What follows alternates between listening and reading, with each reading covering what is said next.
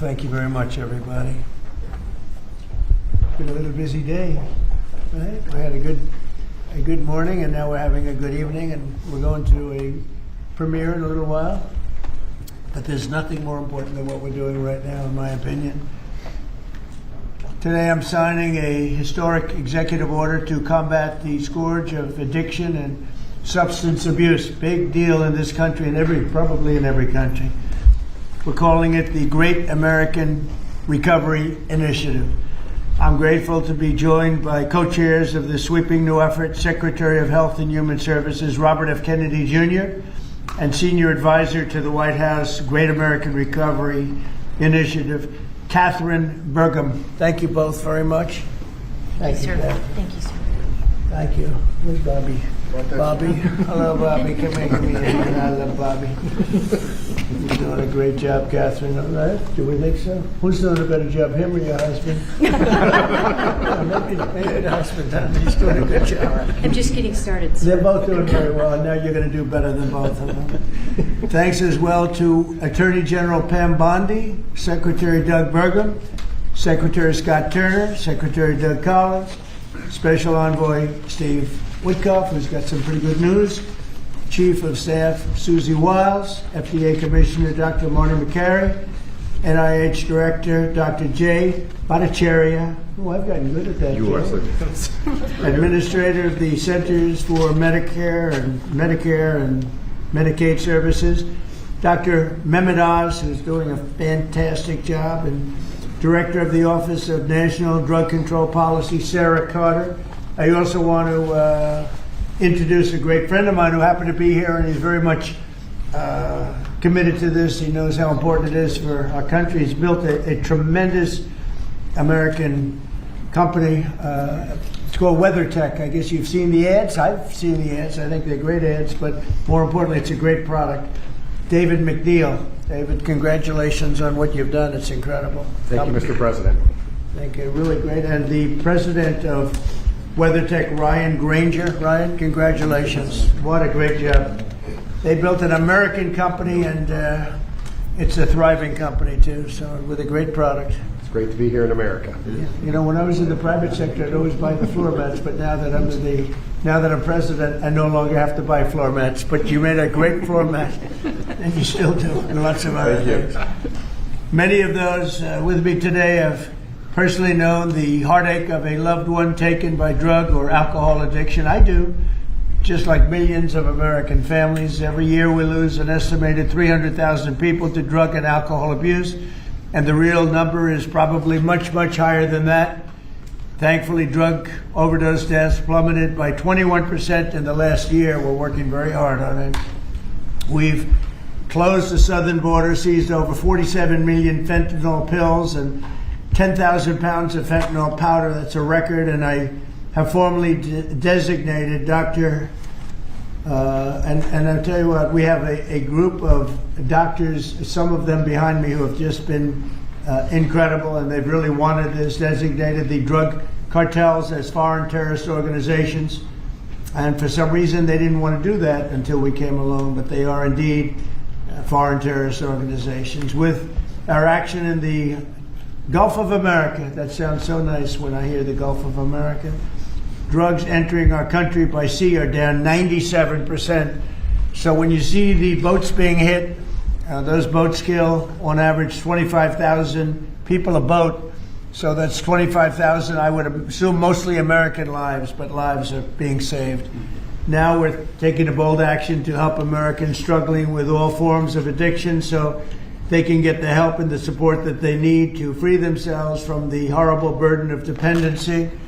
The Great American Recovery Initiative will bring together federal, state, local, and private sector resources to support addiction, recovery, treatment, and prevention. And it will help mobilize the full resources and authority of the federal government to help stop this tremendous plague. And I'd now like to invite Secretary Kennedy to start, and then Catherine Bergam, and then I'll sign the order, which I've just signed, and wanted to make sure the signature was good. Took my time, and we get. Let me just see. Pretty good. Not pretty good. Let's give it a 10, okay? For Catherine. But I'd like Bobby to say a few words, and Catherine. Thank you very much, everybody. Please. Mr. President, thank you for your leadership, for signing an executive order that tells the truth about one of the greatest challenges that our country faces. Addiction is not a moral failure, it is a disease. It's chronic, it's treatable, and for too long our nation has responded with fragmentation, with stigmatization, and silence instead of science, compassion, and coordination. Today, President Trump changes that. With the Great American Recovery Initiative, we finally bring the full strength of the federal government together across healthcare, law enforcement, housing, labor, faith communities, and the private sector to save lives, restore families, and rebuild communities that addiction has hollowed out. Nearly 50 million Americans suffer from substance use disorder. Many never receive treatment. Even more don't believe that help is possible. That is not because recovery doesn't work, it's because our systems have failed to reach the people where they are early enough, long enough, and with dignity. This initiative fixes that. We will align federal programs instead of letting them operate in silos. We will set clear, measurable goals and report honestly to the American people. We will use evidence-based care, modern science, and continuous support, just as we do for heart disease, diabetes, and other chronic illnesses. We will focus on prevention before addiction takes hold. We will intervene early. We will expand access to treatment that leads to real long-term recovery. And we will support re-entry because recovery does not end when treatment ends. It succeeds when people return to their families, their jobs, and their communities with purpose and with hope. As co-chair of this initiative alongside of Catherine Bergam, whose leadership and commitment strengthens this work, I pledge urgency, accountability, and honesty. Catherine and I share the experience of having been addicted and long-term recovery. But almost everybody in this room and almost everybody in our country has been touched by addiction. Steve Witkoff, who's here, had an extraordinary son, Andrew, who was a superstar boy, a straight A student, an athlete, and a wonderful leader, and lost that son to addiction. President Trump has talked about his own families who had a struggle with addiction. All of us are touched. If it touches these people, it can hurt every American. And President Trump has often talked about, with compassion, about the families who lose children to this disease. 100,000 children a year until recently. Now it's about 76,000. Those families are devastated forever. And the cost to our country, not only in dollars, but in just the malaise and the despair that it imposes, is incalculable. We are going to listen to states, localities, frontline providers, and tribal nations. We will partner with communities and faith-based organizations. We will work with employers, clinicians, and recovery leaders who know what works on the ground. President Trump has already acted decisively, securing the border against deadly drugs, signing the Halt Fentanyl Act, strengthening treatment programs, expanding access to naloxone, medication-assisted treatments, and investing billions in prevention and recovery. This executive order builds on that record and accelerates it. Recovery is not a side issue, it's an economic issue, a workforce issue, a family issue, a national security issue. When Americans recover, communities grow stronger. When families heal, children thrive. And when we confront addiction with courage instead of complacency, we reclaim the promise of our country. This initiative is about life, it's about responsibility, and it's about building a great American recovery together. With this executive order and with major announcements that I will announce next week, we are taking decisive action to make America healthy again. Thank you. Thank you, Bobby, and great job. And you're doing a fantastic job. He's doing a fantastic job. And I saw his wife yesterday, and she confirmed that he's doing a fantastic job. So she's on your side. You know that. She's great. And I was thank you for being here. We appreciate it. Catherine, please, go ahead. Thank you, Mr. President. Thank you so much. Your leadership today relative to this announcement about the Great American Recovery is a gift to all Americans who are suffering from the brain disease of addiction. I also want to thank First Lady Melania Trump for her leadership during your first administration, and now the work she's doing championing youth and children, especially related to foster care, where early trauma and instability are often consequences of the disease of addiction. Addictions touch this administration in real and profound ways. President Trump, you've openly spoke about your brother Fred, who struggled with addiction, shaped your life and your understanding of this disease. And Susie Wiles carries the lived experience of her father, the late, great Pat Summerall, whose recovery journey became a source of hope for millions. Vice President Vance has shared his story of his mother's battle and recovery. And as Secretary Kennedy just said, he brings his own lived experience, proof that recovery is not theoretical, it is possible.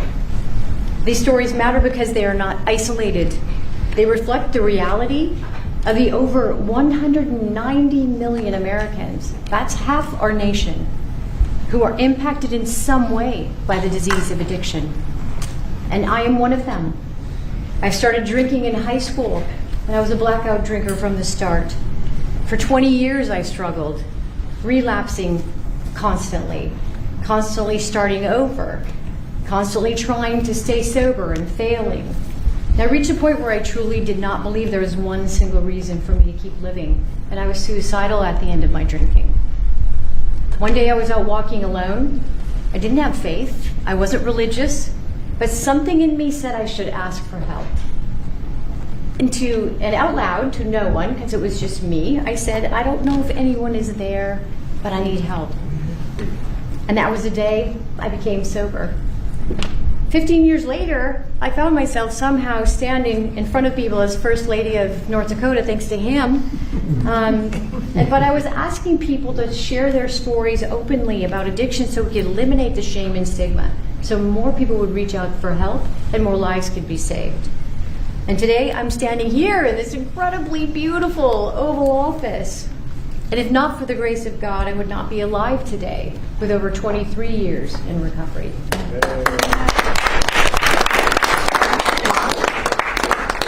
That's why I'm here, and my message is simple: never give up hope for recovery. Mr. President, I also want to thank you for allowing me to stand here with you today. I was in this building in 2017 when the administration announced the national response to the opioid crisis. And nearly a decade later, the crisis remains, and in many ways it has grown worse. Not because we lack compassion, not because we lack effort, but because we never fully aligned our system with the truth. Addiction is not a moral failure. It is not a character flaw, and it's not simply a behavioral issue. Addiction is a lifelong, chronic, relapsing medical disease as real as diabetes, cancer, and heart disease. And when we fail to treat it as such, we don't treat the disease, and we pay mightily for the consequences. Emergency rooms, jails, foster care, overdose deaths, and broken families. The Great American Recovery changes that. This initiative represents a fundamental shift from reaction to prevention, from fragmentation to coordination, from stigma to science, from short-term fixes to long-term recovery. And for the first time, we're aligning federal leadership across health, justice, labor, housing, veterans, social services, the faith office, and education around one single shared truth. When addiction is treated early and correctly, people recover and families heal. Addiction is a generational disease, and if we don't treat it properly, it repeats from parent to child, from community to community. And when we treat it like a lifelong condition, the condition that it is, we stop that cycle. We save lives, we restore families, we rebuild communities, we return people to dignity, purpose, and productivity. Mr. President, thank you for seeing this moment clearly. With your leadership and the Great American Recovery Initiative, we're establishing a new framework and a new national response to the disease of addiction, including treatment and care that parallels other chronic diseases. With this framework and treatment, recovery is not the exception, it is the expectation. Thank you. Thank you, Darrell. Thank you so much. You know, I saw them riding horses in a video. And they said, "Who is that?" I was talking about her, not him. And they explained it. I said, "I'm going to hire him because anybody has somebody like you to be with." It's an amazing tribute, and it's a great couple, amazing couple. And she's very much a part of his big success. He was a fantastic success, as you know, having been one of the most successful business people. And I saw him campaigning, a great governor, two-term governor. He did a fantastic job, North Dakota, and he's done a great job. And I'll tell you what, Catherine's a very big part of it. I see it. It's just really one of the fantastic couples. So I appreciate it. What a beautiful job you've just done. And I'm going to give this to you, and you can figure out what you're going to do with Bobby. You know. But let's have a good picture of the two of them and everyone else. And I'd like to ask Steve Whitcuff also to say a couple of words when we're finished, because he's a very special person who I knew very well, an incredible person. So if you don't mind, Steve, I'll ask you to do that in just a second. All right? Please, brother.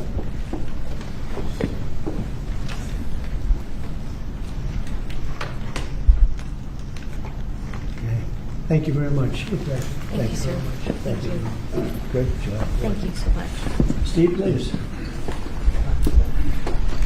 The president is doing the same thing to me now that he did to me in 2017. Do you remember, Catherine? Yeah, we were sitting next to each other. Yeah. Yes. So I want to tell the story about this. So I came to the opioid conference, and the president did not know I was coming because I was invited by the First Lady. And he leaned over, saw me in the aisle, and he looked at me and he said, "Steve," and then he realized why I was there, because I had lost my son Andrew, and the president was an incredible friend when I lost him. I lived in his building at 502 Park Avenue, and I remember when him and the First Lady came, and I talked about this all the time.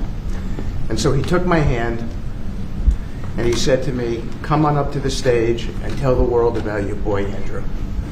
And of course, that was something that was really meaningful to me, but and I got through it. And I talk about it all the time. I talked about it on the campaign trail and so forth. He is a very special man. And he's begun and led the fight against opioid addiction and alcoholism. And Catherine, I feel like we sort of bonded from that day. And it's just my blessing to work for you, sir. He's a special guy.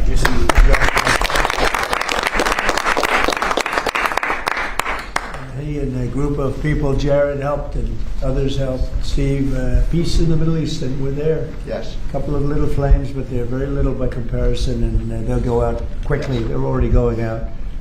And he's now trying very hard to settle up with Russia and Ukraine, and I think a lot of progress is being made there. And I told that Russia's not doing any shooting for a period of time during this horrendously cold weather. Because of you. Well, so we asked President Putin if they could stop the shooting for a week. They're being hit with proportionately the kind of cold that we're being hit. It's much colder in Ukraine to start off with, but it's really cold now. And he agreed to do that. We appreciated that very much. It's a nasty war. It's a nasty, nasty war. Would anybody else have anything to say? I can say that I am extremely late, but that's okay. Don't worry about me. Would anyone else have anything to say? Doug, you're doing a fantastic job, and we appreciate it. Marty, you are really something special. Everyone's talking about you. Every time, if I don't mention Marty, Bobby always mentions it. So we have a great team. Jay, great. Marty, great. You guys want to say something? Thank you. Thank you. Well, historically, with addiction, the entire society has always been reactionary. And that's been the story of healthcare. But at the FDA, we are looking into incredible cutting-edge therapeutics, and we are being proactive, giving them vouchers when we see something that's promising to get an approval as quick as weeks in an era of a 10 to 12-year approval time. And the ultimate therapeutic is community, houses of worship, addressing loneliness. And so that's part of the MAHA agenda, thanks to Bobby's. Thank you, Mr. President. Thank you very much, Rich. Thank you. Jay? Mr. President, in 2018, you launched the HEAL initiative, helping to end addiction long-term at the NIH. It's paid fruit. It's yielded fruit. The ingenuity of small business has developed products that can deal with pain without opioids. The naloxone, which saves lives, Right. that was the fruit of NIH. And for the kinds of investments that are your administration that you made starting from from the first Trump term to now will continue to pay dividends. The kind of research that the NIH is doing will help turn the tide, make people's lives so much better, restore families. All of the addiction that we've seen, 80,000 deaths we saw, and the huge spike in addiction deaths, during the first Biden term is going to be a thing of the past. And I'm so proud to be part And of this. fellas, some great things happening, right? Yeah. Marty, there's really great things happening, I hear. And some pretty big announcements over a short period of time, right? Yep. Moving drugs over the counter so you don't need a prescription. You're right. Naloxone, which treats opioid, is one of those drugs. And we're being proactive with synthetic 7-OH, a new opioid that's showing up. And we're working with the DOJ on addressing that because chemists are coming up with new opioids faster than the government has been able to keep up. We're going proactive on these new chemicals. That's great. No, I hear fantastic things. Thank you all very much. We really appreciate it a lot. Thank you, Oz. You're doing a fantastic job. Thank you all very much. I appreciate it. Thank you, please. Thank you. Thank you, everybody. Thank you, Press. Thank you, Press. Thank you, guys. Thank you, Press.